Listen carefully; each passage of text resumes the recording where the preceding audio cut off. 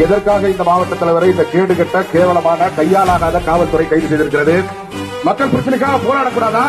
டாஸ்மார்க் அதிகப்படுத்தணும் தான் போராடணும், அப்பதான் மாமூல் கிடைக்குமா உங்களுக்கு? இல்ல மண்ணு நிறைய தான் போராட்டம் நடத்தணும், அப்பதான் உங்களுக்கு மாமூல் கிடைக்குமா?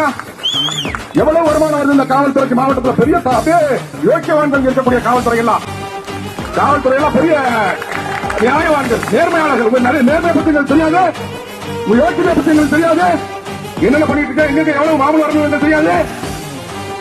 பட்டியல் வெளியிடணுமா? இல்ல யாருக்கு எவ்வளவு வருது, எந்தெந்த அதிகாரிக்கு வருது பட்டியல் வெளியிடணும் நினைக்கிறீங்களா?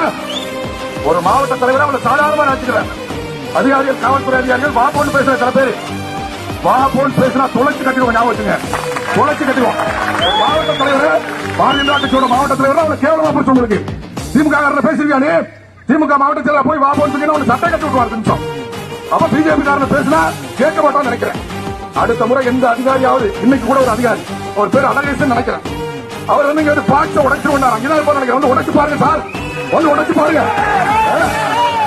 இங்க இருக்கக்கூடிய அதிகாரி அழகேசன் சொல்லக்கூடிய இன்ஸ்பெக்டர் நினைக்கிறேன். இன்ஸ்பெக்டர் ஏதோ கட்டிருக்க பாக்ஸ உடைச்சு கொண்டார், உடைச்சு பாருங்க.